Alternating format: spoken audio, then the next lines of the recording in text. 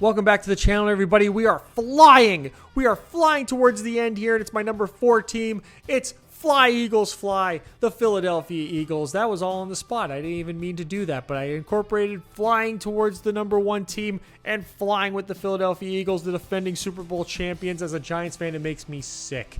It makes me sick, but I'm going to be fair in this video. They are number 4 after all, so I can't be that much of a hater. Now, can I, Eagles Nation? Can I? Can I? No.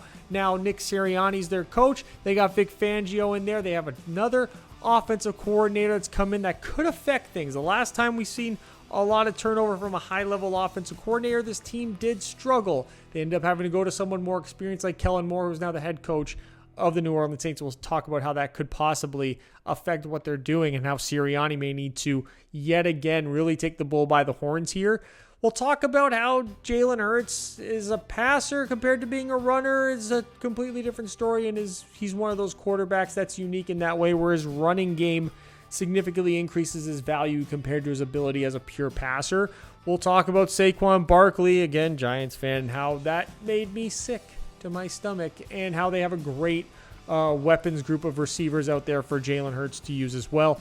Talk about the offensive line that is still absolutely phenomenal. It is just so great. They got some of the best offensive linemen in the entire league at their positions, just all right there in the starting 5. We'll get to that. They did dodge a huge bullet with Landon Dickerson, who doesn't seem like he's going to miss all that much time, if any at all, in the regular season.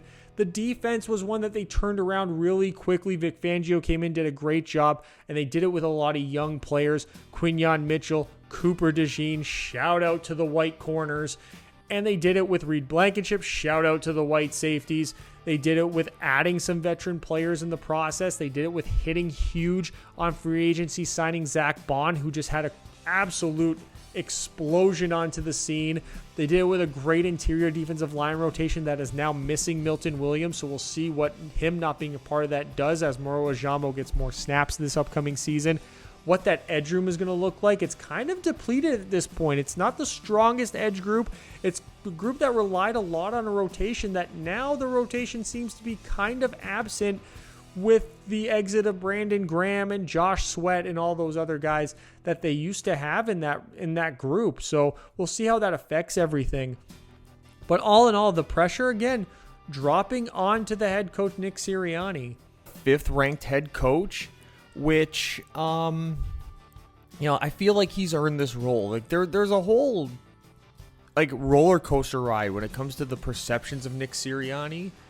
And I think he took a bad rap, from everyone, myself included, when the Eagles really struggled down the stretch, especially the year that they lost Gannon and Steichen all in the same offseason. That ended up kind of putting him on the hot seat for some reason, but then he got it together. He got an experienced offensive coordinator, got Vic Fangio in there, and then boom, they were right back to being top contenders. Did all the right moves in the free agency.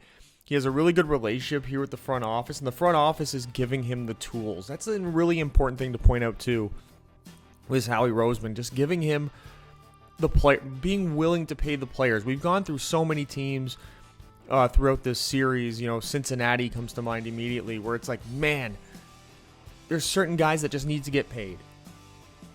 There's certain priorities that need to be set, and they set their priorities so well that they've become this huge destination for impending free agents, for, draft picks are excited to be there.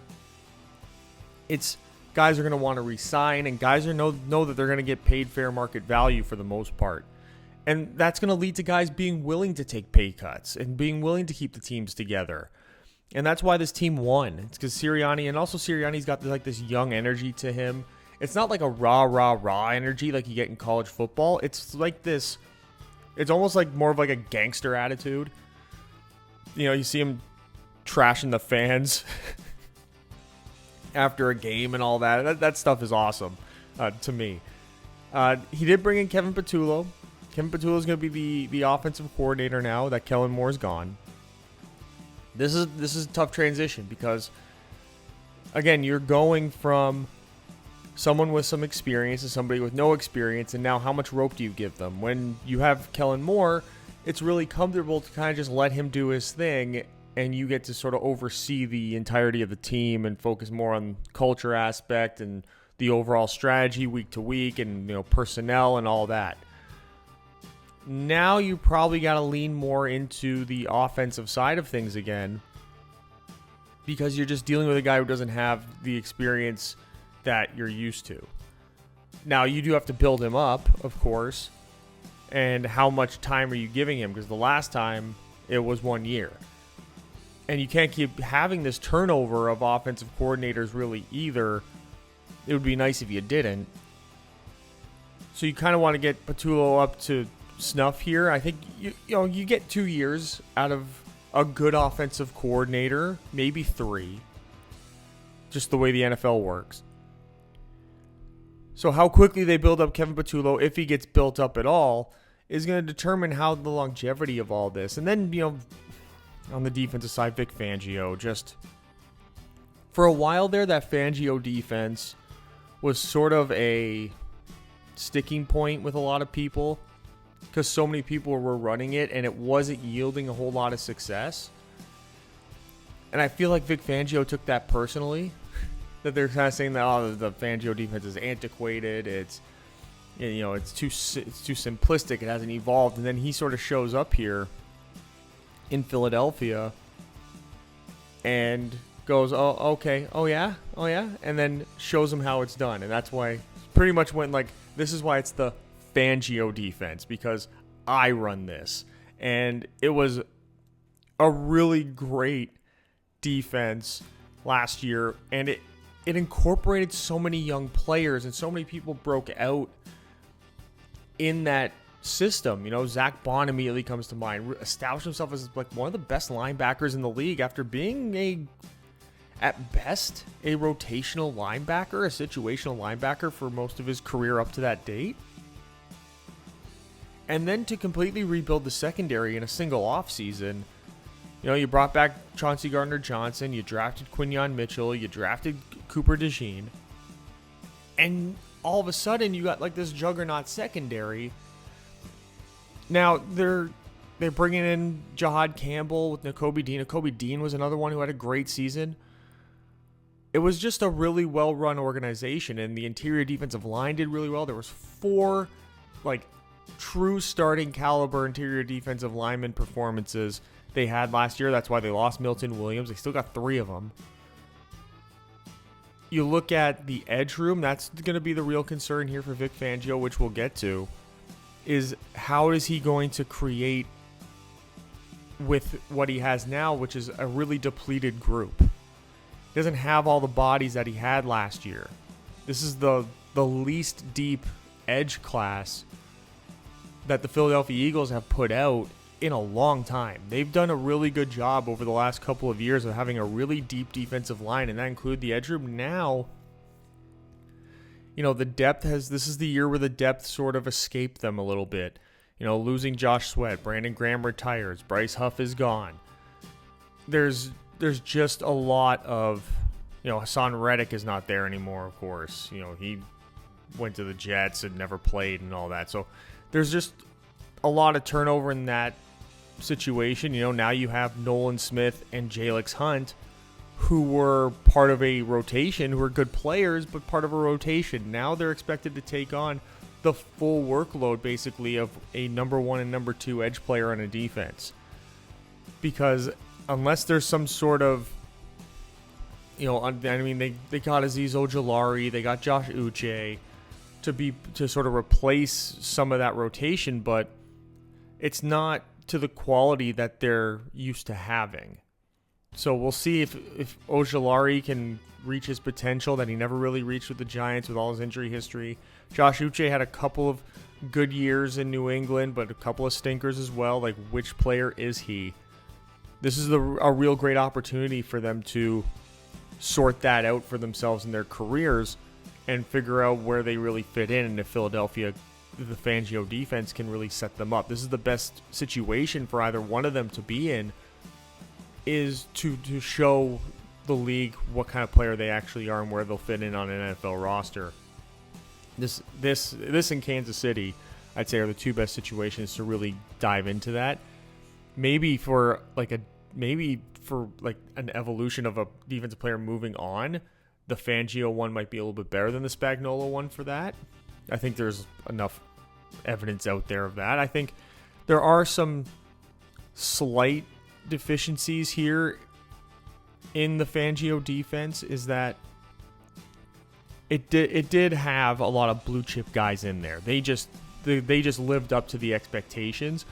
Where I think that with Spagnuolo, he takes a lot of guys who are lesser than to some degree, who aren't like these blue chip talents, and has elevated them to extreme heights. And that's why I sort of separate Spagnuolo and Fangio from 1 to 2. But it's real close, man. It's so close. And credit to Sirianni for making such an aggressive hire. And I really love these hires. I've talked about it in previous videos before.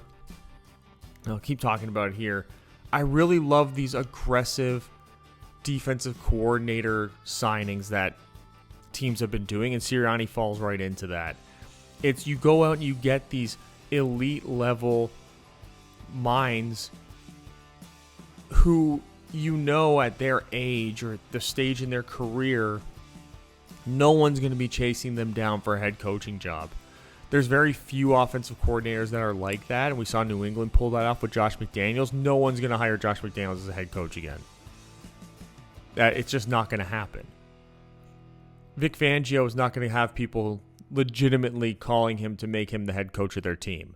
So if he just gets to sit here, run a defense until he's ready to retire, you've got a level of stability now in this coaching staff for this organization where you have now the offense and the defense really bookended here by your head coach and your defensive coordinator. It allows you to raise the floor of the organization in that way, because the one thing that really screws up an organization, and Philadelphia is the perfect example of that, is instability in the office more than anything else. Is an instability in the messaging. Now, it's possible that the messaging can get old and you need a new voice. That's very possible as well. But that's usually significantly down the line when you have two quality guys like this. When you have top 5 quality on either side of the ball in terms of a strategic standpoint, a messaging standpoint. And I think that Fangio, with how aggressive how he played last year, and how creative he was, that really fit what Sirianni wanted. So I think the chemistry was really strong there. And Fangio at this stage in his career is also not trying to like muscle in on some more space and some more power either. So I think that helps that relationship moving forward. How Kevin Patullo and Nick Sirianni get along here, and how they utilize the positional coaches and they utilize the pass game and run game coordinators to keep this offense moving forward and to sort of continue on what they were building last season. That's the real task here. But I think the defense, with Fangio still being there, a lot of the guys are coming back for the most part. Sons, Josh Sweat, and Brandon Graham, Milton Williams.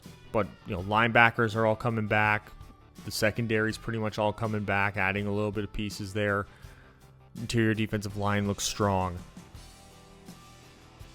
The stability in the floor that creates is going to allow the offense to sort of go through some early growing pains of how much is Kevin Patullo going to be the play caller? Is he going to be the play caller sometimes? When are those opportunities going to arise for him? What's it going to look like week to week with him sort of being the guy setting the tone? From week to week in the film room and everything. That's the thing to watch here for this coaching staff, but I don't necessarily foresee it being too significant of an issue here. The roster's just too strong. Still not an ad read spot. Don't have it. Don't have the ads yet. But you guys can help me. Thumbs up the video. Even if you think what I'm saying is stupid, thumbs up the video. Tell me that I'm dumb in the comment section instead. Don't thumbs it down. Thumbs it up. Thumbs it up. And then swipe and hype the video. And then if you disagree, just tell me how much you disagree in the comment section. Let's get to the player ratings. So here it comes. This is where I get beat up. Probably. Jalen Hurts comes in. Pure passing sense. This is a pure drop back, throw the ball down the field sense. He comes in as my 22nd-ish quarterback with an 82 grade. Tanner McKee, great preseason, comes in at 72. Kyle McCord, the rookie, 70. Really strong depth here at the quarterback position. But this isn't what makes Jalen Hurts a good quarterback in the league. This is not what made him a Super Bowl winning quarterback, was his arm. It just wasn't. I look at Jalen Hurts and I go, what does he do great with his arm? Well, he's not particularly inaccurate. So there's that. They do design the system really well around him. When he's kept clean in the play action game and everything, that's great. His ability to roll out, get out of the pocket, his athleticism, it's top tier. So that opens up a lot of opportunities for him in the passing game. When it's just a straight drop back and he's under pressure, it's hard to find a quarterback that executes worse. Even in an overall sense, the short areas and the deep balls, it's just not something he executes at a really high level. He really works the best in those intermediate areas, that 10 to 15 yards-ish, where you can get big bodies like Dallas Goedert into those positions. A.J. Brown gets into those positions. I can't say that Jalen Hurts won't make a great throw every now and then. But when you have 14 big-time throws and 16 turnover-worthy plays, great adjusted completion percentage, 80.1%. But there's a lot of just letting the system work for you rather than letting you work the system going on with Hurts. When he's blitzed, he's above average. But I think his athleticism plays a huge role in that, in his escapability, and then his escapability really helps. It's not like he's one of these straight pocket passing quarterbacks where being really great against the blitz as a pure pocket passer is much more impressive than it is when you have like an elite athlete back there, like, say, example, Jane Daniels, Jalen Hurts, Lamar Jackson, even Josh Allen to a large degree.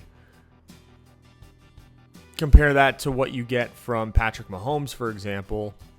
It's a different animal. It's a different skill set altogether. With this type of athleticism, you'd almost expect him to be, when he's blitzed, to be much better, given the athletic edge that he has and given the experience in the league that he has. His contributions to this team are good enough, clearly, with his arm, though. Like, he's got a plethora of great weapons out there that he knows how to use. He knows all their skill sets.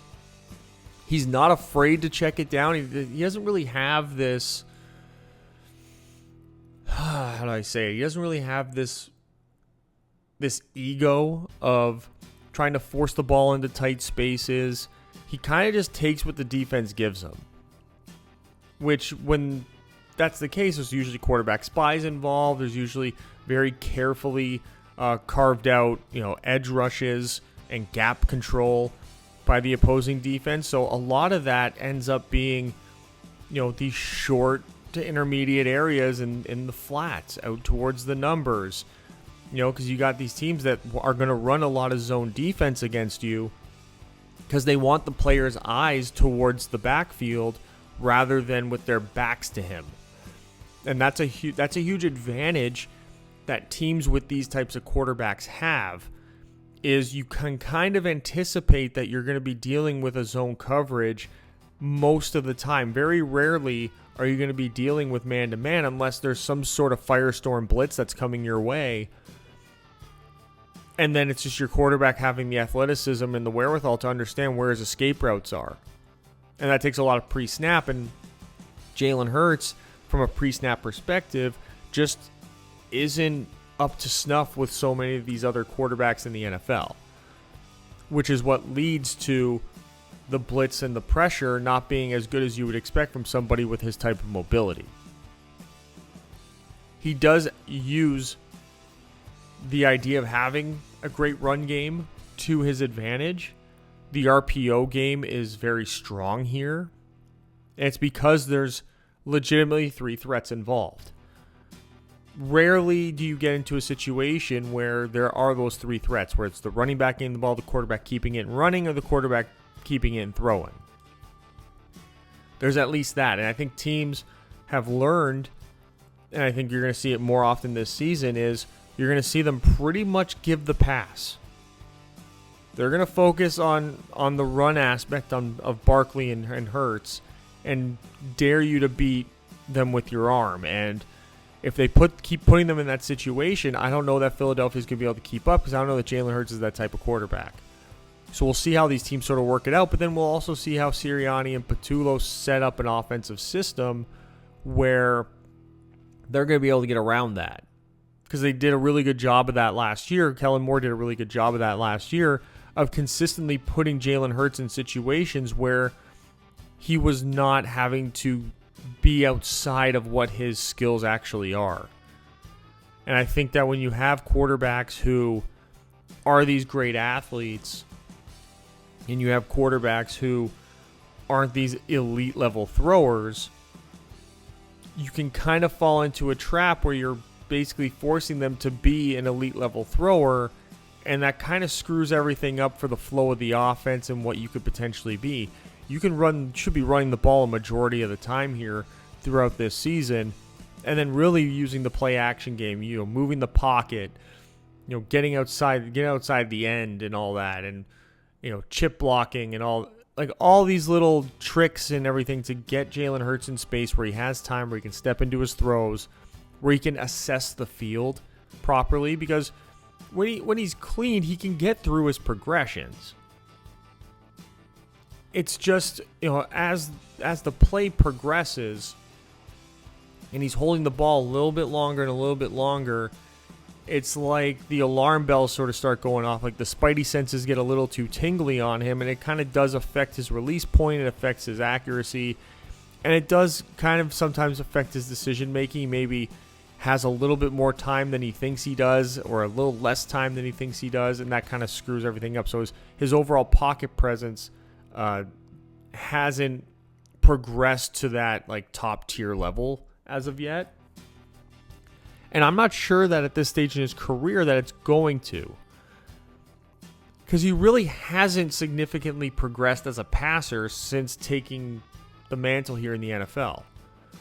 Unlike Lamar Jackson, who they kind of entered the league in a similar way with very similar skills and deficiencies, while Lamar every year has progressed as a passer to the point where he's legitimately one of the better passers now in the league too. So that Jalen Hurts not having that type of progression, it's like, okay, so he's just not that guy. He's just never going to reach that upper echelon of quarterback, which in this Philadelphia system, they don't require that. So they know they can win a Super Bowl with this guy and with this skill set. They just have to be able to consistently apply an offensive strategy without becoming so one-dimensional and predictable, because you kind of, at least not coming across like you're one-dimensional and predictable, because there's not a lot of three-dimensional things you can apply into this offense the way that you do with Buffalo and Baltimore when you have a quarterback that's so significantly more well-rounded than what they have here in Hurts. But this weapons group is just phenomenal. They're the second best weapons group in the league for me. They just added John Mechie, which he's going to be in direct competition now with Jahan Dotson for that wide receiver 3 role. And him getting an opportunity here, I'm really, really happy that he's getting this opportunity, because he kind of got lost there in the Houston wide receiver room. They just kept adding players to that group, and he just kept sort of hovering in that wide receiver 4 with really no way out. Too many guys on the roster similar to him. But now he's basically in competition with Jahan Dotson, which I think is a competition he can win. Be interesting to see who's the breakout here, who earns the opportunities in practice during the week, and who ends up taking advantage of them when it comes game time. But two high potential guys. I feel like Dotson has gotten more of a shake than Mechie, so I kind of feel like Mechie maybe has a higher ceiling here because it just hasn't been realized. I think Dotson has sort of established that this is the player that he is. And I don't know, there's so much growth in his future. But when you have A.J. Brown, and he's your wide receiver 1, what's there to complain about? Do you really need anything else going on here? Like, he raises up the ability of everyone else here on this team. Last year, he was targeted 95 times, 67 catches, just short of 1,100 yards. His contested catch rate was 60% with 15 completed and 0 drops. He was credited 0 drops last season, which is just it's hard to find better than that. Now, could his route running be a little bit better? Yes, but he's not this Jamar Chase, Justin Jefferson shifty receiver. He's this big, bruising, tough, sure hand, strong at the catch point, bully the defensive back receiver. He's much closer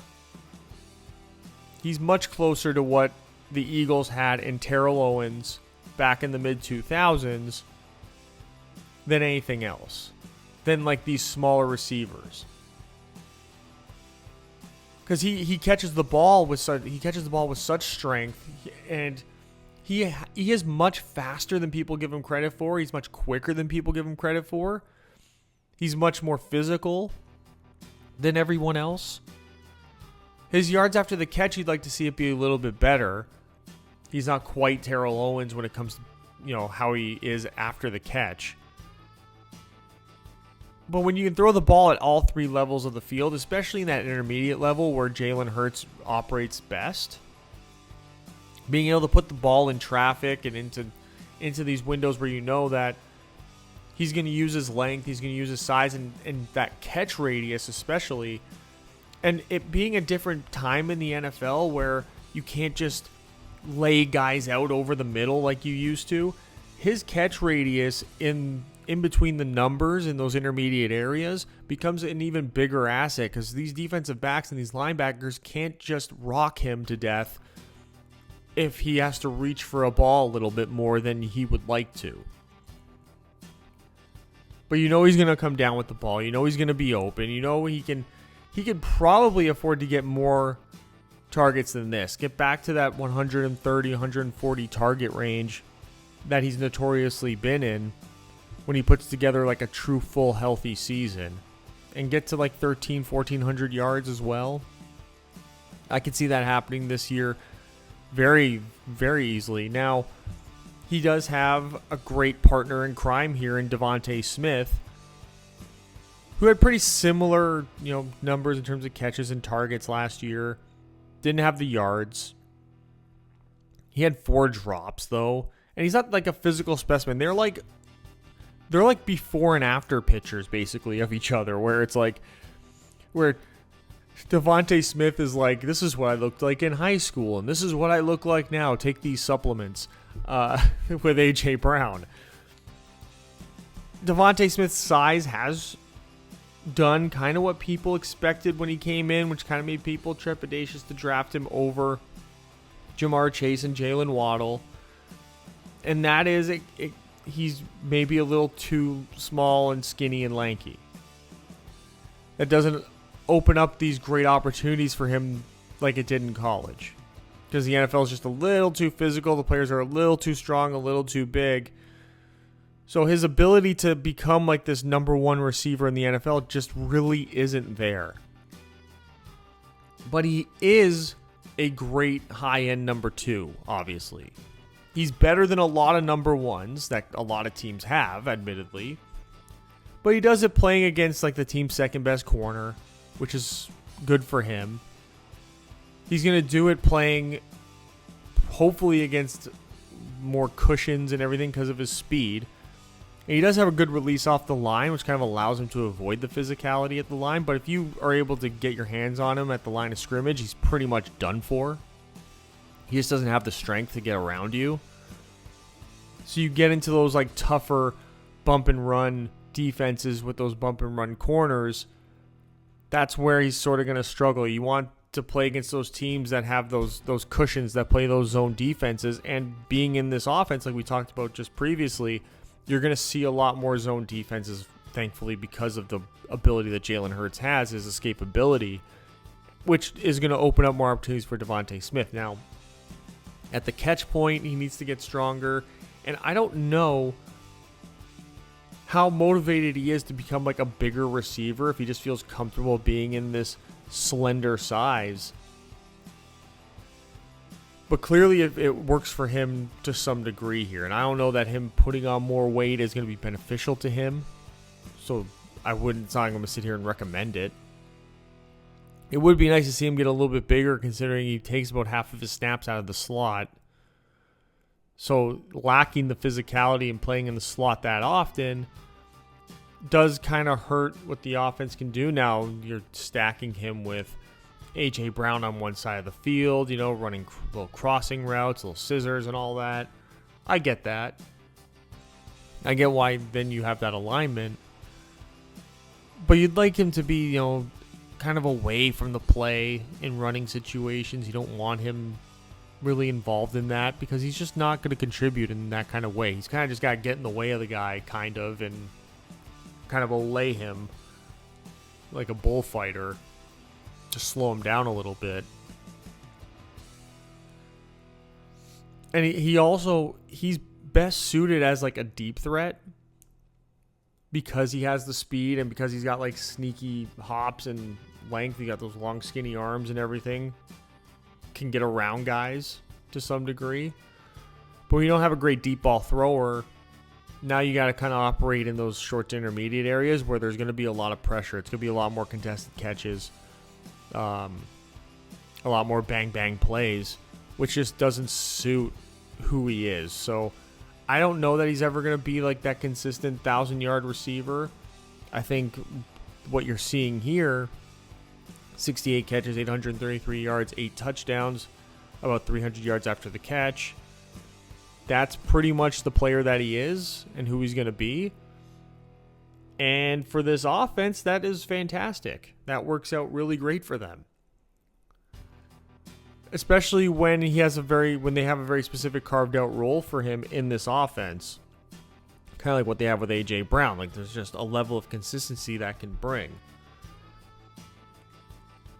And from a depth perspective for the wide receivers, they have Aeneas Smith, they have the rookie Darius Cooper, Elijah Cooks, Terrace Marshall's out there. It's just a lot of depth guys who I just don't foresee being these threats to anyone here. It's really these 4 guys, the established 1 and 2, and then the guys competing for wide receiver 3 reps between Dotson and Mechie.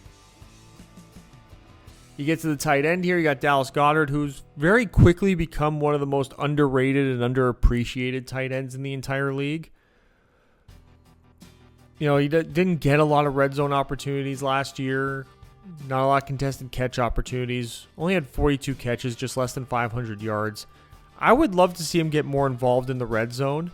Now, they do have that tush push, and they are going to run the ball a lot more in those scenarios, but he does contribute really well as a tight end, as a 6th offensive lineman, glorified 6th offensive lineman. So I'm not completely opposed to what his role has sort of diminished into becoming, but I think it has made him significantly more expendable to this offense. As to where, do you really need a high-level tight end who you're going to be paying top tight end money to? When he's just not being utilized in the way that you would utilize a Sam Laporta or a Trey McBride or a George Kittle or a Travis Kelce or Mark Andrews even. He's just sort of being utilized in the same way that you see offenses like Cincinnati use Mike Gesicki, or the way that, the Bears used Cole Kmet in previous years. It's a questionable personnel decision at this point, and it's not taking anything away from him. I think that if he went to a system that used him the way that these top tight ends are used, you would see him as that 80 catch, 900 yard tight end hovering around 10 touchdowns. This offense just doesn't cater to that anymore. So having guys like Grant Calcaterra and all that, it's sort of, though they're not as good of players by like a significant margin, the way that you utilize this position in the offense at this stage, it's like, well, why not? Why not? You know, maybe you get in a situation where you have them as you get like a really good blocking tight end at this point. You don't have to pay them a whole lot, and you just spread them out and run some RPOs and some zone reads and some veers and all that with Barkley and Hurts. And now you spread out the whole defense, and now they can just navigate that. That could be something very much in their future here. Now, I do sort of flag Dallas Goedert for those reasons as being like, I don't know that he's a trade candidate at this point, but as the season progresses, when you get to October, I could see him being somebody that teams are making phone calls about, because I don't foresee his skills being truly utilized to the best of its abilities here anymore. And I would love to see him get an opportunity somewhere else to reestablish himself as like a statistical juggernaut that he hasn't really been able to do here most recently. When you have Saquon Barkley out of the backfield, that sort of takes away as well from what Dallas Goedert can contribute, which is those like short to intermediate areas. Barkley can go out there, run a couple of routes. You know, even though his hands aren't the most incredibly reliable things, when he gets the ball in his hands in space like that, you're just much better off as an offense getting him the ball in those areas and those in the flats and all that than you are Dallas Goedert. And so it kind of throws this offense into a bit of into flux a bit there. But from an overall perspective, this entire group together, they fill all their roles to the most elite levels that you could really fill them. It's hard to find better players to fill the roles that have been carved out for them in this offense that Jalen Hurts is able to then in turn match up with given whatever situation the defense is presenting. But this is the heart and soul of this offense right here. This is what makes the offense move. This is what won them a Super Bowl from an offensive perspective, is the run game. Jalen Hurts, he's my fourth best quarterback in terms of what he brings to the run game as a running threat. His strength and all that, it's huge in those short yardage situations. And it just opens up the possibilities and forces the defense to have to play more conservative, which just creates more opportunities for Saquon Barkley. Who, all right, last year, I had Barkley ranked, I think, as the 15th running back, maybe less. And it was because I had just a lot of experience watching him playing for the Giants and being like, okay, like his vision is not that strong. He wasn't making linebackers miss. He can't outrun DBs anymore. Like, he's not the guy that everyone is used to. And people are just sort of, he's living off the reputation of those first 2 years in the league for the most part. And I think the Giants front office believed that too. That's why they were just kind of like, I guess we'll let him go. He doesn't want to sign. If he wants more money from us, then we're kind of not going to give it to him. Then he comes to Philadelphia, and he's back to being rookie year Saquon Barkley, which just makes you sick. It makes you sick to your stomach. Clearly, this is the first healthy year that he's started in a while. He did pick up some injuries there with the knee, with the ankle, with the foot. All these lower body injuries that he was picking up in those final years with the Giants. It's like he got 100% healthy again, and then he just went right back to being that guy. 330 carries, 2,000 yards rushing, 13 touchdowns. Put the ball on the ground twice, but like, holy crap, 330 something carries. He did everything that he was doing in his rookie season. He was finding the right hole every time. His vision was, he had patience behind the line of scrimmage. He was making linebackers miss with sudden movements. He had that agility, that quick shifting and juking and all that he had been lacking the last couple of seasons. And then he had that breakaway speed that he was lacking the last couple seasons. He got that aspect of his game back, which that puts him sort of over the top. When you have the guy who's got his sneaky size and his sneaky powerful running style, coupled with being like the fastest guy on the field as well. Like, you saw him just run away from guys, just burning guys to the spot, and that was something that we just hadn't seen in a while from him. And it made Philadelphia look like they were just 10 steps ahead of everyone by doing that. And it turned out to be the best free agency signing that they made, because it changed the entire dynamic of their offense. It changed the entire dynamic of their team. It allowed them to utilize Jalen Hurts in the most effective way possible. It opened up the play action game huge. It forced teams to play more in the box, which opened up opportunities over the top, made them much easier.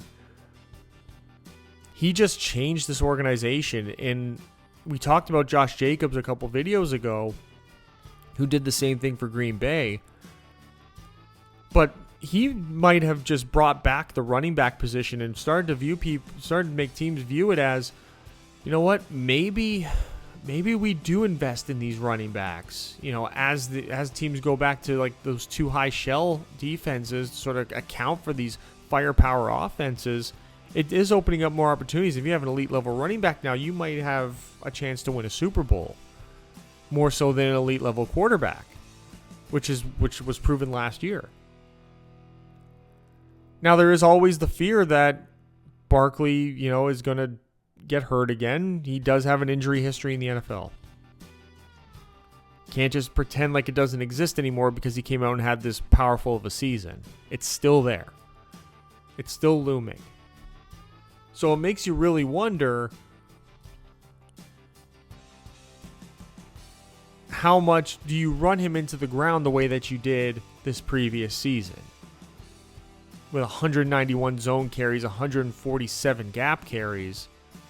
You're doing it with an offensive line that, you know, you're plugging in a new guard on the right side. You're a little bit older at a couple of those positions, particularly at right tackle.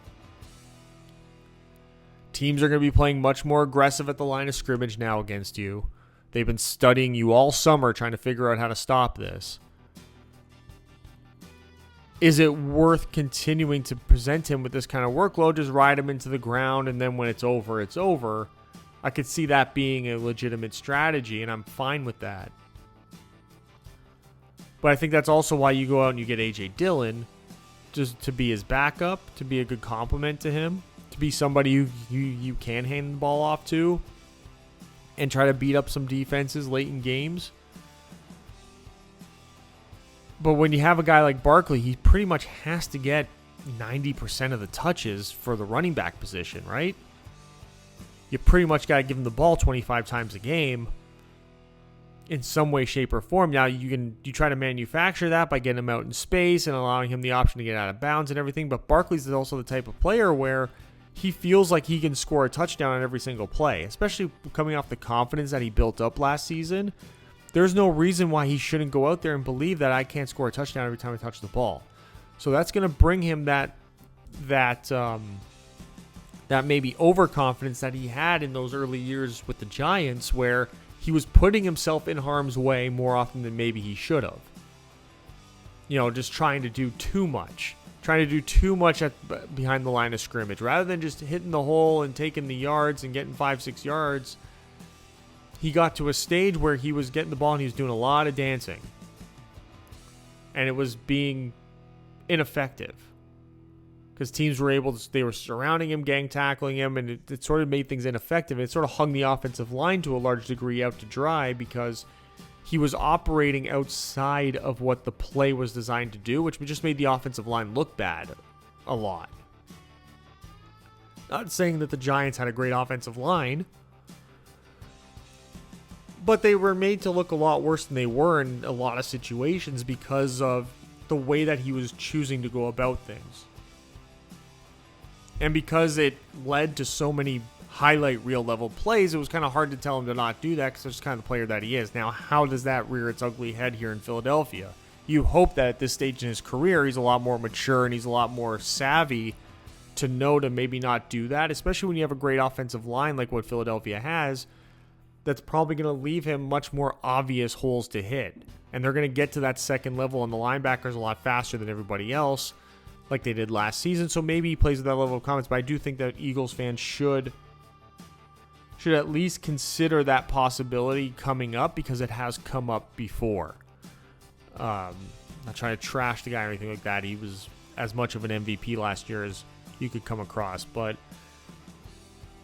you know, another season, 1,500 yards rushing probably in his future, I would say. Similar workload, similar touchdown output. You know, it's hard to say he's going to get 2,000 yards again. I think 1,500 yards is a good number isn't a really top tier number for him. And then hovering around 1,000 yards after contact, because he can, you know, he has that great lower body strength that he can just bounce off guys and get outside and throw a stiff arm every now and then, and, you know, keeps the motor running and is able to run through arm tackles and everything like that. So just an elite level back who, you know, how long can he sustain this high level of volume? That's it. That's the only question marks. Now, this may be my favorite part of the team. It's their offensive line, probably the best offensive line in the entire league. You know, and two great tackles, a great interior line. The only question mark they have is at right guard, and we'll just talk about that one immediately before we get into these other guys. Tyler Steen's coming in, you know, third-year player, starting after Mekhi Becton left. He's getting the opportunity here. I do like that he is going to be just thrust into this spot. It seems like no matter who plays on this offensive line, it's so strong of a group. And the veterans next to him, like Lane Johnson and Cam Jurgens, it's just impossible to not be good. You know, he just, you go get this guy, don't worry about it, everything else is fine. The fact that it revived Mekhi Becton's career the way that it did, I expect Tyler Steen to have at least starting caliber traits. Now, it's hard to say what that's going to be, because he hasn't really shown anything. So it's hard to grade him as anything significant other than what he showed when he has played, which is not a whole lot. Now, he hasn't had the opportunity to get into like this great rhythm on the field. And I think being able to get a consistency and a rhythm out there, establishing what the defense is doing and being part of that, and what's the guys next to me doing, what's our responsibilities, how do we communicate these things, is a huge thing that leads to growth from an offensive lineman. Now, they've done a fantastic job in building the depth behind him with guys who are regular tackles, but certainly have the capability to kick into guard. It's Kendall Lamb and Matt Pryor. Matt Pryor in particular, who are great pass blockers. They're starting caliber offensive linemen here with Kendall Lamb and Matt Pryor, who are coming in and just playing backup, being swing linemen.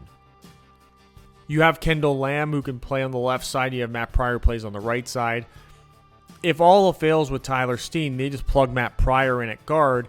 Yeah, his grades here that I have for him won't be as high, kicking in from tackle to guard, but you're still getting a starting caliber offensive lineman out of it, and it's going to be just raise the group up. Like if Matt Pryor was starting right now, they'd be the best pass blocking offensive line as well. So you got to look at it that way, and they're playing Tyler Steen for the long term here that Matt Pryor and Kendall Lamb just can't necessarily bring you, and they're not going to convert fully into guards long term. They got Drew Kendall, a rookie, who's going to be a great backup center. Darian Kennard is, another flex guy. Kenyon Green is more just the traditional guard, left or right side. Cam Jurgens just filling in for Jason Kelce fantastically. Now, he hasn't reached the elite levels that Kelce reached. Kelce's probably the best center in the history of the game, though.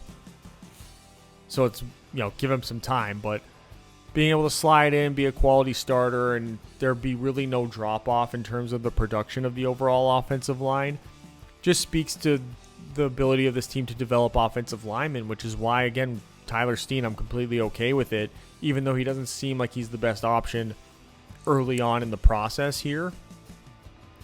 And when you have the two tackles that you have, Jordan Mailata, probably the best left tackle in the league. 406 pass snaps last year, gave up 1 sack, 14 pressures. took 5 penalties, but like, man, talk about having a guy you can just put on an island. Don't need to worry about chipping anybody. He's always going to be in the right spot. He understands his footwork. He understands the pass rush moves of the guy that's coming at him, no matter how elite the guy is. Goes up against Micah Parsons the same way he goes up against a third string guy. Doesn't matter. Same level of success every single time. And it comes, I think, from, good coaching on the offensive line. It comes from, great mentorship from his partner in crime, Lane Johnson. Because they're like one of these rare tackle pairings where they're both really good at everything. Like, you get Jordan Mailata's run blocking, A+, A+. No matter what he was doing, A+. I defy you to watch the run plays that Jordan Mailata was part of, 395 snaps. I didn't watch all 395. But the ones I did watch didn't make a single mistake. Not a single. Didn't miss the block. Didn't stumble. Perfect positioning every time. Perfect hand placement every time. Perfect footwork every time. Coming off the blocks to get to the second level. Perfect timing. The only thing that you're missing from him is a level of consistency in his health. That's it. That's all you need. All you need from him is to just be healthy 17 games a year, and there you go. That's the only thing holding that you can hold over his head at this point. Just the elite play and for him to be coming into the league the way that he did as like this 6th, 7th round pick or something like that, and to just take the league by storm in this way shows a level of work ethic, shows a level of swagger that just creates a really great offensive lineman. You want that offensive lineman who has that kind of an attitude. And you get to his partner, Lane Johnson, who last year, 451 snaps, 0 sacks given up. He gave up 10 pressures. Now, a majority of the time, because he's on the right side, he's going to be dealing with the second best pass rusher on the team because he's dealing from the front side. But even when he is going against the elite level guys, he's still fantastic at it. So like he's still like an elite level pass blocker, and listening to him describe how he gets into his pass sets and understanding, okay, I know what the drop back is for the quarterback, so I know the spot I have to beat this guy to. And in this situation, it's okay if he goes to the inside. That actually works to my advantage. I need to make sure on this play he doesn't get to the outside of me. This is the one where I need to where I'm okay letting him get to the outside of me, can't let him get to the inside of me. And how he adjusts the speed of his pass rush, of his pass blocking setup. And then the late hands that he's really mastered, so he doesn't get in a situation ever where he's reaching. And I think he passed that along to Jordan Mailata really well. And I think you can see that in a lot of the other linemen on this team when they get into those pass sets. The late hands that they have works fantastically. And what I mean by that is you'll watch Lane Johnson, he'll have his hands ready to attack, but he never is blocking a guy with his arms fully extended. His elbows never get past that 90-degree angle, and it always stays in tight. So he's constantly operating from a place of strength when he gets his hands on the guy. And the only time you'll ever see him with that full extension of his arms is when he's just guiding a guy into the ground, or he's won the pass set because he understands where the quarterback's supposed to be, and he's just sort of guiding the guy around into the area, which then allows Jalen Hurts to just kind of step around it the way that they had planned out from the beginning. It really is just, it's a clinic every time you see it from him, from a technique standpoint. With his age, he's getting a little bit, he's a little bit slower off the ball, than before. but not in any type of significant way where it takes him out of this elite class. Even from a run blocking standpoint, he's still like a great run blocker. Now, again, the age and all that kind of does slow him down a bit. So he's a little bit slower to get, to the outside and all that, and really doesn't benefit a whole lot from the gap protection because it's a lot more power stuff there. But from a zone blocking perspective, he's still an elite level guy. And I look at him the same way that, you look at guys like Travis Kelce and you kind of wonder how many more years they got. Like, do they want to just go out on top? Do they want to go out while they're still great players? Instead of sort of allowing the skills to diminish. I don't know what his strategy is. You keep hearing about it behind the scenes where it's like, oh, maybe Lane Johnson's going to retire and all that. He's still an elite level player, and for as long as you can keep him at this point in his career, keep him. Because he's a star.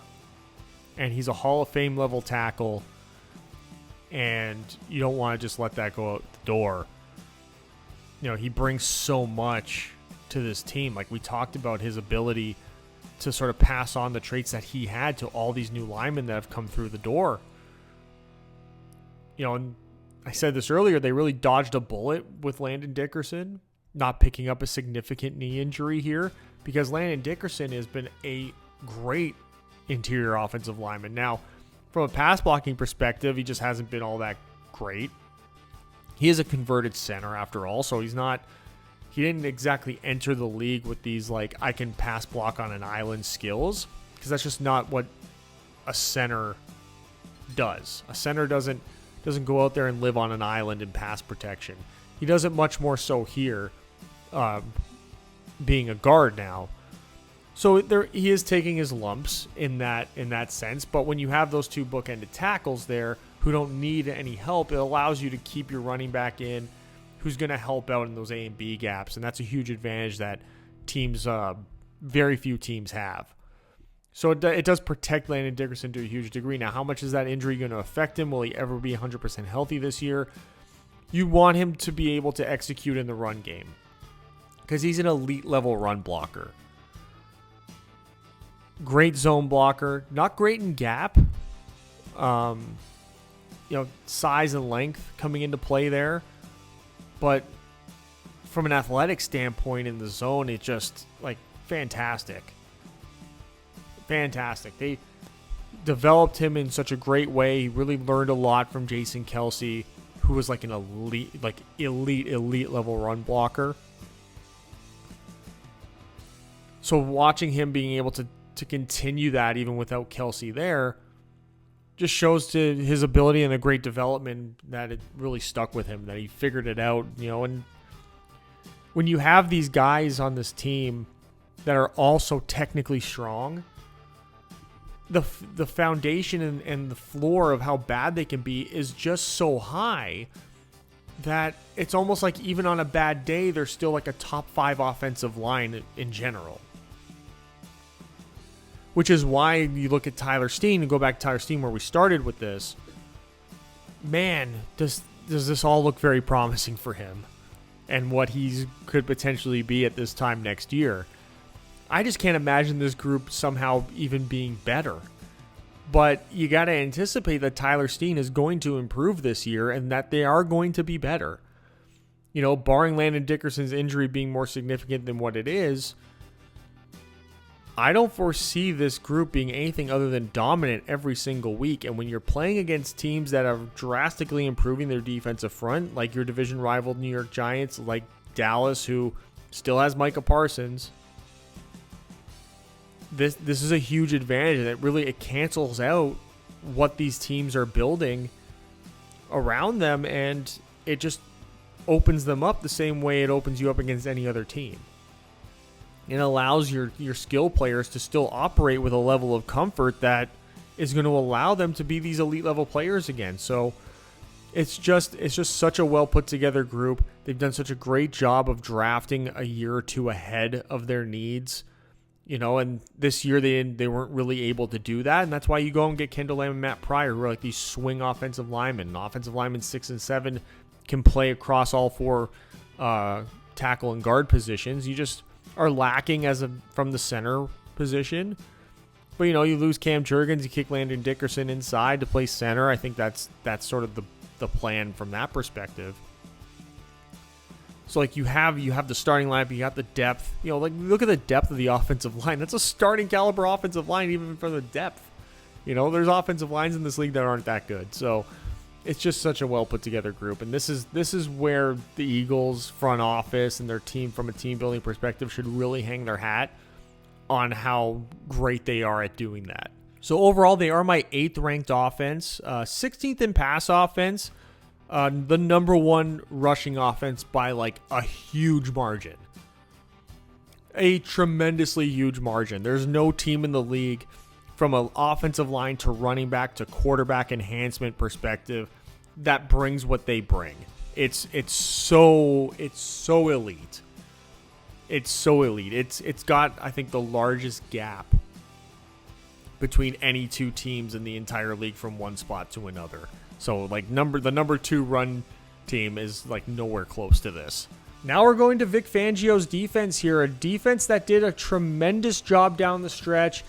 It was a huge reason why they were able to win the Super Bowl, and it starts with the defensive line here that's seen some changeover. It's still a really good pass rushing group.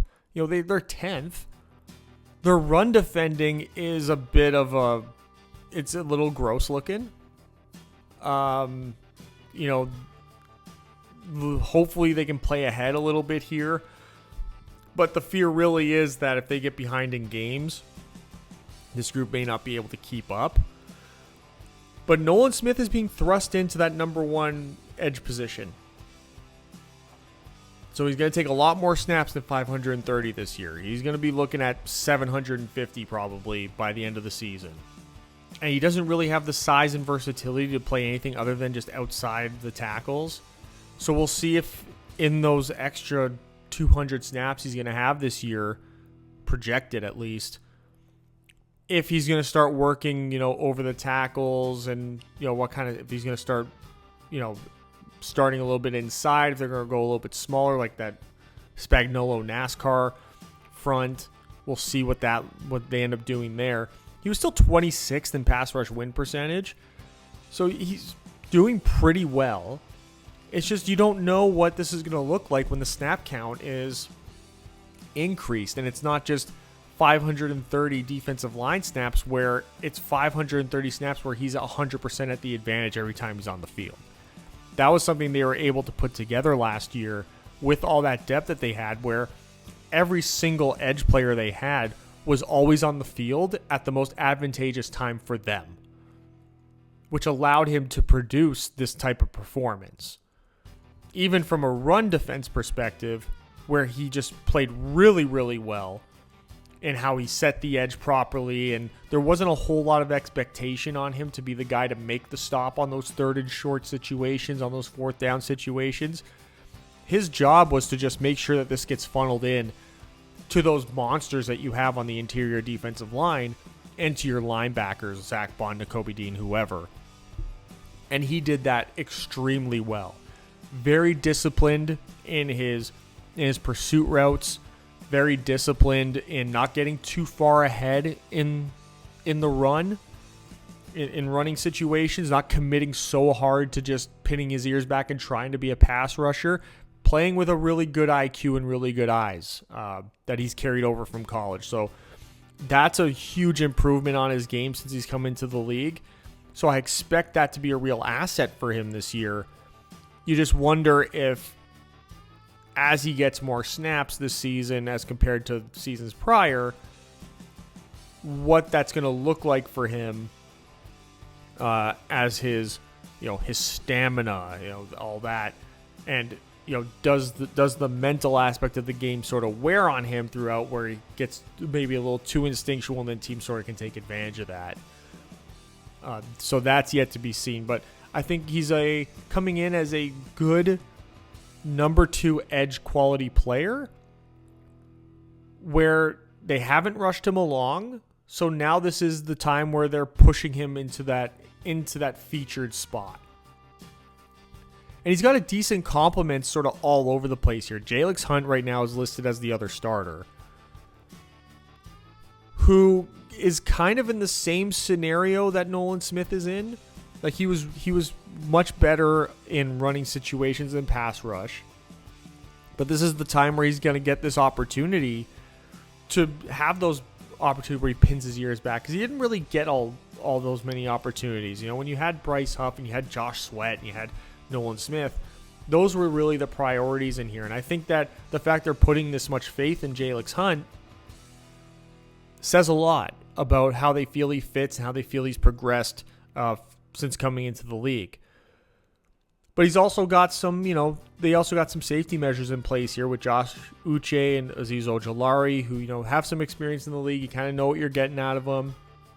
They're really good replacement level players at this stage in their career. They're going to be part of a good rotation. The rotation's just not going to be as strong as it was the last 2 years, which it went from being like the best edge rotation you could possibly come up with in the league to now it's like this. It's like a middle of the pack, like the floor, because they have good depth there. I think Anthony Powell-Ryland is quietly really, really good. And hopefully he gets some opportunities here. And I think with the way that they've sort of used the edge room over the last couple of seasons, he should get some opportunities. I think from just a pass rushing perspective, he's going to really, surprise a lot of people if given the opportunity. I just don't know how much playing time he's really going to get, unfortunately. I think as the season goes on, he'll obviously get more and more. I think early in the year, he's sort of just destined for the bench and some special teams work, because they'll play Azeez Ojulari and Josh Uche a lot more. But I think that when you have like the depth between just the top 4 guys, you're looking at a pretty solid group where you're not really getting a significant deficiency when you rotate a guy in. Nolan Smith is significantly better than, I'd say, each of them. But once you get to like Jalen Hunt, Josh Uche, Azeez Ojulari, you're kind of like in the same realm pass rush wise.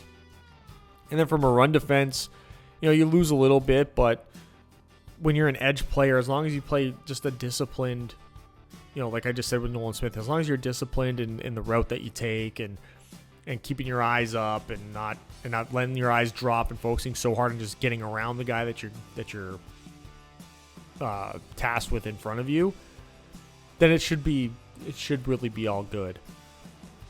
Because you want to funnel them into this interior defensive line. That is just so incredible, And this is a group that had Milton Williams last year, who was one of the best interior pass rushers in the entire league last year. So they do lose that. So now they go to like a normal elite level front 3 here with Moro Ajamo, who came into the league from Texas with some off the field issues, but always had the skills. And now that he's settled in here in Philadelphia and hasn't had a lot of issues, he became pretty much what he probably should have if he didn't have those off the field issues. Like, this was like a diamond in the rough pickup for the Eagles. You take the risk on the off the field stuff to get this elite level player. And from a pass rushing perspective, this guy is just phenomenal. He's settled into like that 3-4 defensive end role, where, he's not going to be all that useful in run defense. That's not really what he did last year. But from a pass rush perspective, like, he gets after it, man.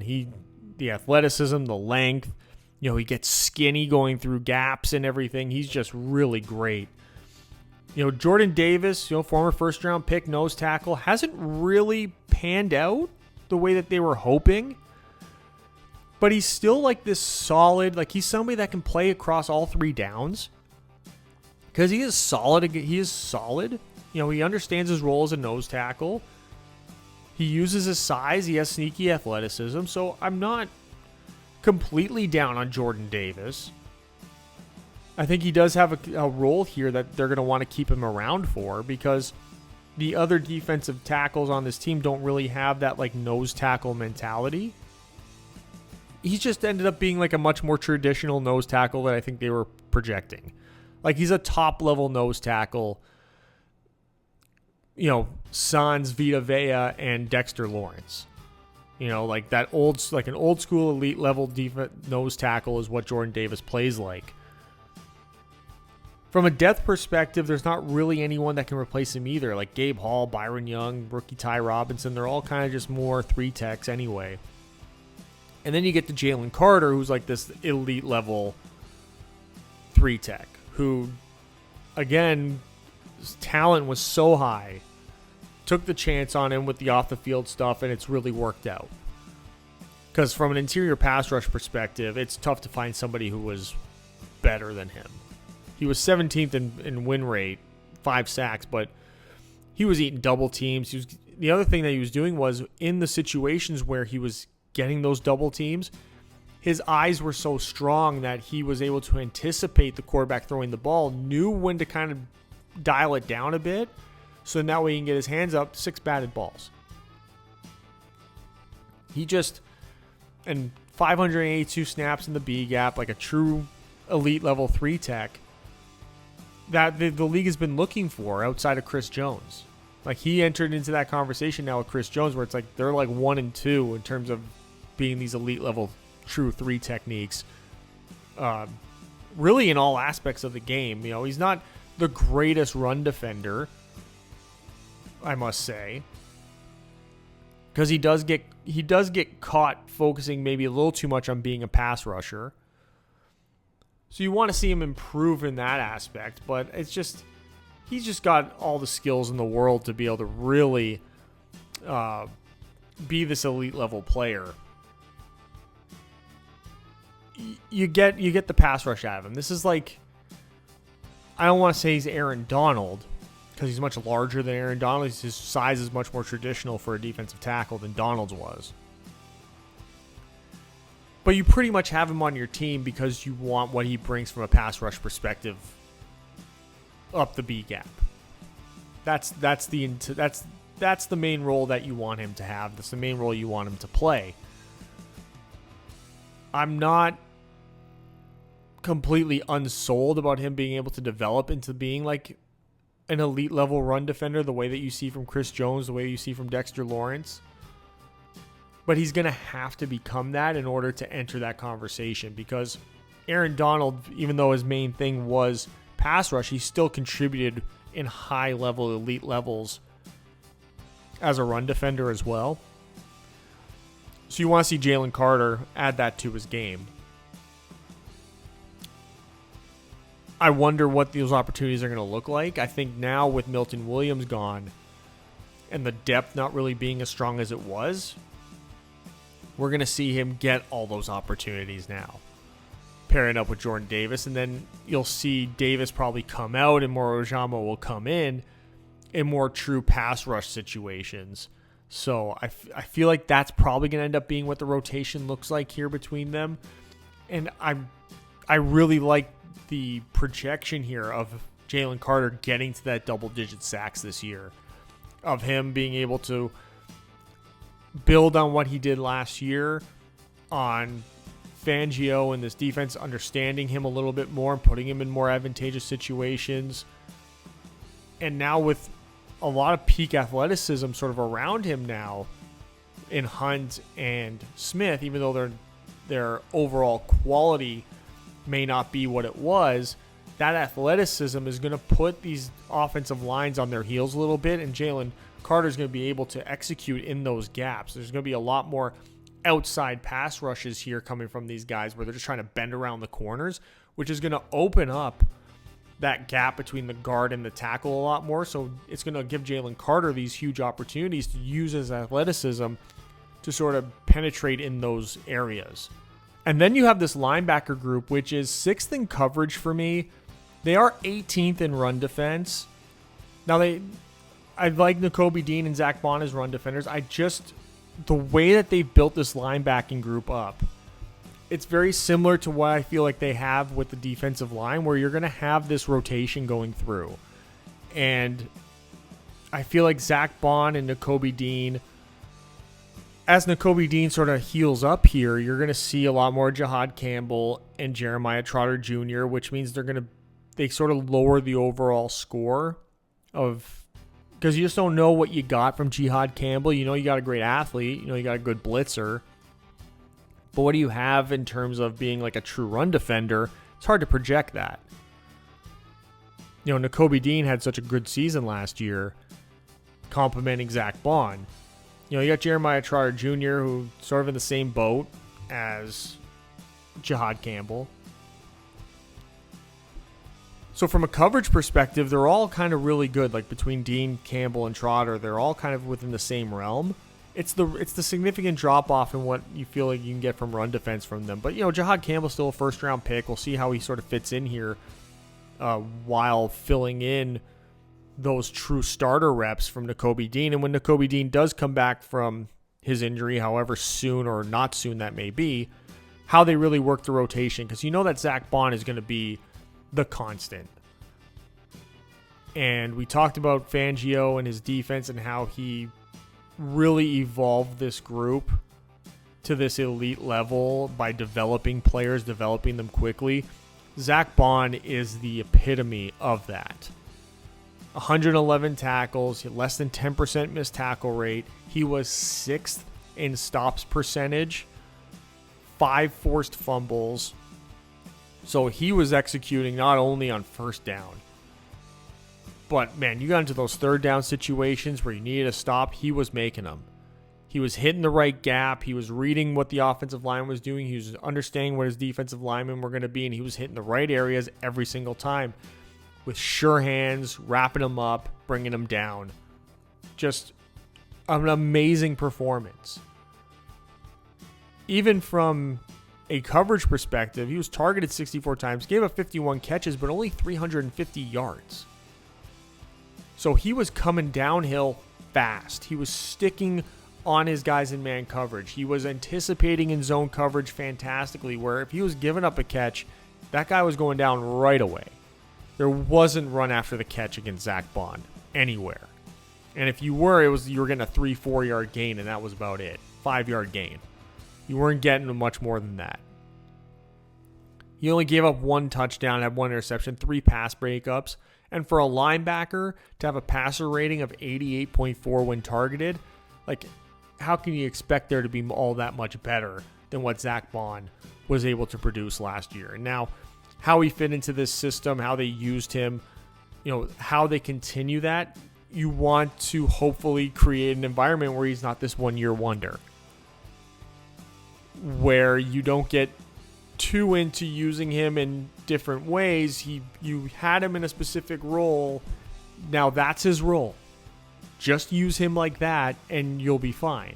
You have all these other linebackers on this team who you can use in the variety of different positions and different ways, where you can have Zach Bond just carved out in that singular role and then just find the other guys that fit in these other situations. That's why you have the depth you have. That's why you get Nakobe Dean. That's why you draft Jeremiah Trotter Jr. That's why you draft Jihad Campbell. That's why you draft Smail Mondon, the rookie, another rookie. That's why you bring those players in, is so you can sort of build this linebacking group around Zach Bond and what Zach Bond did incredibly well last year. You don't want to create a situation where you get Zach Bond in situations that he's not comfortable with, because then it does drag down the production of him, and you want to continue to build on what he has. And what he had last year was one of the few well-rounded 3-down elite level linebacker performances that you could only match up with guys like Fred Warner and Roquan Smith. So why mess with that strategy? I don't anticipate that they will. I'm just making it known. Don't. You got exactly what you needed out of this. It was a tremendous investment that paid off. And now you can build this linebacking group by developing these younger players like Jihad Campbell and Jeremiah Trotter and Nakobe Dean. Very young group to just find out who's the best linebacker to fill into these roles. And this secondary is also just really great. They come in number 4 in coverage for me, 26th against the run. I think losing Chauncey Gardner-Johnson, and now you throw Sidney Brown in the starting lineup, did pull him down a little bit. But just so you know, if they had Chauncey Gardner-Johnson, this would be the number 1 coverage group, and probably like the 20th in run defense. But it's still a really fantastic group. It's still up there, probably, I'd say, top 5, top 7 group in the entire league overall. They added Jacorian Bennett recently after trading Thomas Booker in a straight-up one-for-one trade. So they add some depth here. And Keely Ringo right now is listed as a starting outside corner, even though he's like the 6th best corner for me on this team, which I don't know, it says a lot. But we got to talk about the stars of this defense. The 2 rookies that just shine through like absolute veterans who had been in the league forever. Start with Quinyon Mitchell. True number 1 outside corner production last year. You know, a 94 passer rating, so he had his little hiccups. You know, had his rookie moments.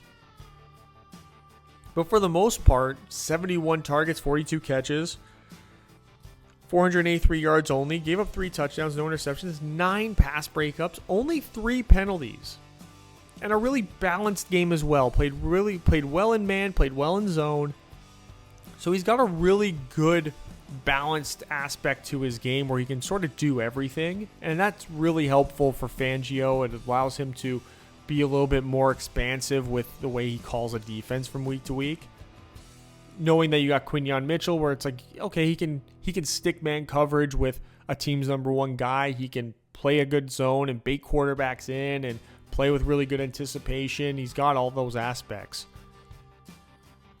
Just a very quick rising star who found the right situation and was given the opportunities where to outplay people this early at one of the toughest positions in the league to play, it really shows that the sky's really the limit for him. And he didn't do this with like not a lot of snaps.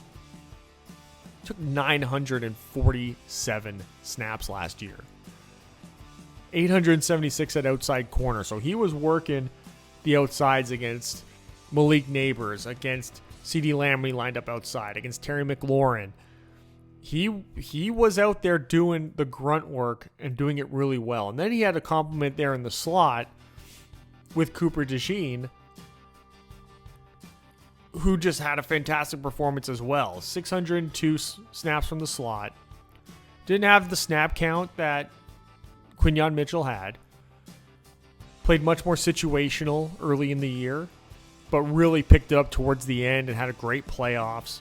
Didn't give up a single touchdown, had 5 pass breakups, 3 penalties, less than 82 passer rating when targeted. From just a pure coverage perspective, he was better, but he didn't go up against the level of competition that Quinyon Mitchell was going up against, and he didn't get as many snaps either. Had about over 300 less snaps. But I think from his ability to come in, play that nickel, play in the slot, play with some physicality, he's just a perfect player for that. And his ability to even then kick back, play a little bit of safety as well. The versatility really works for this Fangio defense, and allowing him to sort of play wherever where it's most advantageous for him is a huge asset for this defense as well, because then you can play some of these more depth guys that you have who have starting caliber skills, you know, and maybe not to the extent of 900 snaps, but the fact that you can put in a guy like Adoree Jackson for 500 snaps, who you know is going to give you some really good physicality, some sneaky physicality. He's going to play some aggressive defense on the outside, even a little bit there in the slot as well. To have this versatility out there, even then to play Jacorian Bennett and Eli Ricks, and Keely Ringo's going to get starting outside reps. The starting corners are Mitchell, DeJean, and Ringo as it stands right now.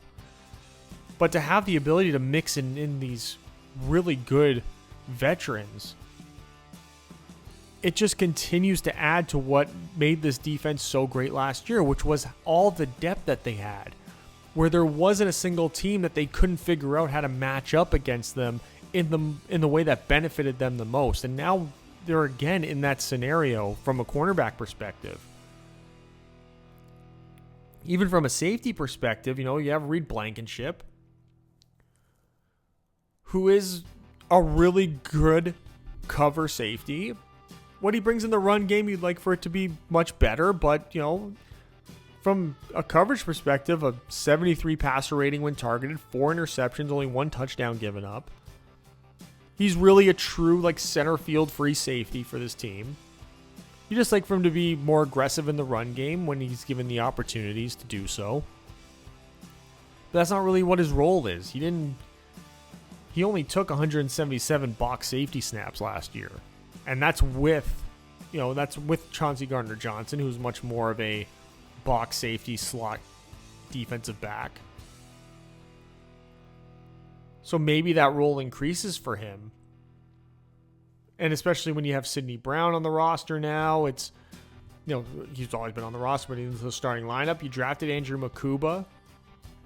So how they work these true safeties between Brown and Makuba, they brought in Lewis Seen, who just, whatever, a depth guy at this point. But how they complement Reed Blankenship on the back end, because Blankenship is a good coverage guy, but as a sideline-to-sideline speed guy, I don't really like him in those scenarios. So playing a too high defense is probably a lot more advantageous for his skill set. And then letting Sidney Brown or Makuba play a little bit closer to the line of scrimmage, I think that's really where you can thrive on the back end here. But you're also going to have such great talent and great skills and great matchups with your cornerback room that you're going to be able to keep your safeties, for the most part, inside the numbers and closer to the line of scrimmage, because from on the outside you got really great matchups and you got guys that can really hold their own. Maybe you kick over and you focus more on one side of the field with the one that has Keely Ringo on it, or Jacorian Bennett or Dory Jackson, whoever's out there, and let Quinyon Mitchell work his magic on the outside sort of solo. But when you have the front seven that they have, this back end is able to, they're again able to rotate in and keep the fresh legs and, let the front seven rotation, lead them to know how they have to play from play to play, like how aggressive they should be, are the double moves come in, and if they can get a great pass rush, then you get these guys out here who are just going to be ball hawking everywhere. Because, Quinyon Mitchell, Cooper DeJean, Adoree Jackson, Reed Blankenship, they have those ball hawking skills where now if you get the front seven to the front four in particular to perform from a pass rush perspective, this group is going to be just all over the opposing offenses, and they're going to start creating a lot of turnovers by taking advantage of that. And there's the other side of it where this group is also so incredibly good that they're going to be able to return the favor. You're going to see a lot of coverage sacks. You're going to see a lot of need to not blitz because of how good and deep they are here on the back end. They're going to be able to run a really effective defense where their defensive line is going to be able to have a little bit extra time to work to get to the quarterback because of how good they're going to be. So it's just a well put together group, and the fact they turned it around as quickly as they did from 2 seasons ago to now, it speaks to Howie Roseman's team building abilities. It speaks to Vic Fangio's strategic and football IQ to be able to pull this off. They are my 5th ranked defense, 5th in pass defense. They are 24th in run defense. It's just the front seven is just, there's not like elite level run defenders on this team. But I do feel like they're good enough where if they're playing with a lead, then it won't really matter. And they're going to be playing with leads a lot this year. So you hope that they can have the ability as the season goes on to play better run defense than what they're really projected to have. But I think that comes with developing the linebackers more than anything else. Now from their schedule, they have the 4th hardest schedule coming in. Their win-loss total is projected 11.5. To me, I'm not taking that bet. They got 7 games on here where I go, okay, they're going to win these games. But then they get Kansas City, Tampa, Minnesota, Green Bay, the Chargers, and the Bills all on the road, which is just brutal. Then you get Denver and Detroit, which again, brutal. And then you get the 2 games against Washington, which aren't going to be easy either. So it's really tough to project that this team is going to get 12 wins. Yes, those games can go either way, but getting a lot of those games on the road the way that they did, it really just kind of changes the entire narrative of what this team can be. Now, I'm not saying that this team is not most likely winning their division. I'm not saying this team is not most likely going to be able to make a run in the playoffs. But my concern here is that their schedule is so tough. They're going to end up being like the 3rd seed, maybe the 4th seed, and then get stuck playing like a really great team again in that 2nd round, like a Detroit, like a Green Bay. And then it kind of just throws off their entire season because of that. And then they end up just in the toughest of positions where they can never really be in a position where they're taking a breath, right? Because just look at the gauntlet of this schedule. There's not really a period of time where they're able to truly take a breath here. Even the games against the Giants, they play them twice in 3 weeks. The Giants looked really great in preseason. They're not going to be some pushover team this year. So even though I think that those are games Philadelphia is just going to outmatch them in the end, those are going to be tough games to get through. Playing Minnesota on the road, that's going to be incredibly tough. Playing Green Bay in Lambeau, incredibly tough. Playing Buffalo in December, that late, incredibly tough. This is a tough haul for Philadelphia this year. Overall, though, they are my 4th ranked team, 8th offense, 5th defense, and the 5th ranked head coach. Just an incredibly balanced roster that just kind of drew the short end of the stick here schedule-wise, unfortunately. So the win total most likely will not match the overall skill of the entire team. And there it is, the number 4 team, the Philadelphia Eagles. Thank you guys. Thank you guys for watching it. You've made it this far. Subscribe and thumbs up the video. Swipe the comment section. Hit the hype button if it's there for you. I know it's still beta testing, but some accounts have it. And we're into the top 3 now. We're in the home stretch. And you guys know what the 3 teams are. I'm sure you're surprised by at least one of them. But we'll see you guys with the next video next time.